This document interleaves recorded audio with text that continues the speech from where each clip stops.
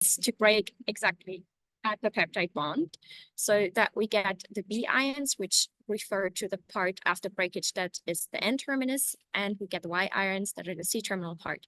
And altogether it's an ion series. Another way to represent an ion series is here. So we can see the spectrum, and we can already see that they are not necessarily always complete, meaning that sometimes we cannot detect any breakage between two amino acids. So usually when I talk about it, I will say this bond is not covered, which we can see here, for example, the P and the T are not covered. And this has some consequences when we're really interested in the exact sequence of something.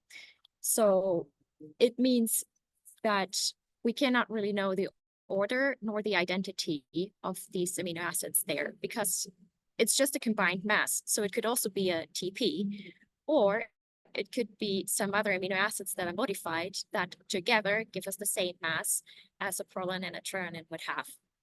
So there's actually some uncertainty, but we want that certainty. And I'm not going to go too much into detail, but I think it's really explained well in this publication here, that especially if we try to make a point about calling a new SAP on an ancient sequence, we want to have a nice ion series, not just exactly where the SAP is, but also around it.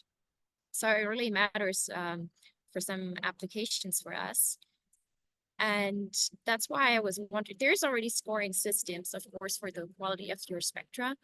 And they also take into account the completeness, but sometimes they have also so many other factors. So I was interested in just scoring the completeness, because for now I was looking at these spectra manually, but I got so much data that at some point this wasn't possible anymore.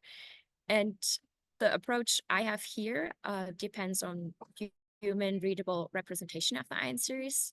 I did it with MaxQuant, but I'm optimistic that if you have any other software, as long as it's human readable text-based, it can be changed to also parse this information.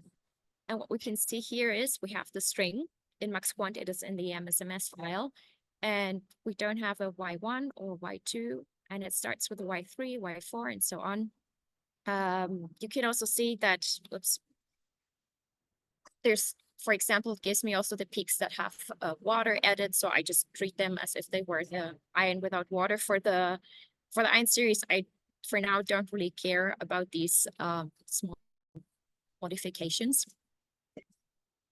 And the most simple way is the first score I'm going to present is just to see if I have any ion that covers a certain peptide bond. So it could be just a B ion, it could be a B and Y ion combined, or just a Y ion. No matter what, I'm going to count it. And so that gives me the most simple version. So I'm counting all of the bonds that I have represented by some ion, which is here, everything marked in green, which is the capital B in this formula. And I'm simply going to divide it by all the possible bonds that I could detect, which is always the length of the peptide -1. And so that, in this case, would give me a score of 0.73. I came up with a way to put this into a text string, this information.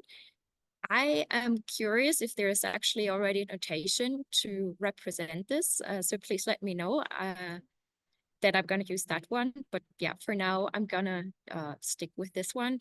So whenever a bond, so each character here represents a bond. So whenever I don't have any ion representing the bond, I put an X.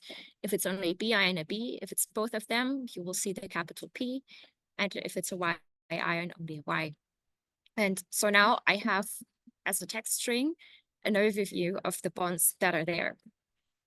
And altogether with that, what I usually do is I score the bonds, or I score the ion series.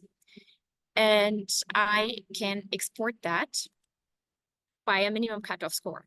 Let's say, I don't know, it's 0.8, and I want to just all the peptide spectrometers that have that are above this threshold, and I can export them into a PAASTA file. And we're going to go over this a bit more. So I export some some basic information. You can also see the Andromeda score. And we now have our string that is also in the PAASTA header. And we have the score.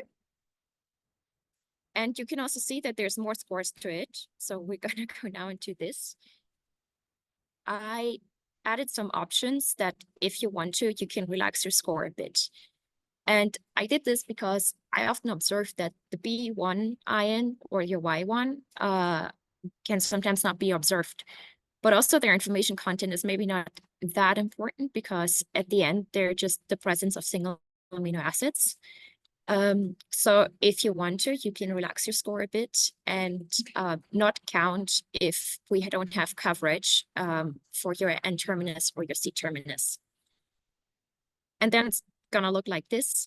You again count all the bonds you have, but you're gonna only if they're not covered, you're gonna relax your score a bit. And in this case, we have neither the N-terminus nor the C-terminus, so our T would be a 2. And we can already see this is the same example I presented earlier, that our score is a bit better because we do not count the N's anymore. But this is optional only if you want to.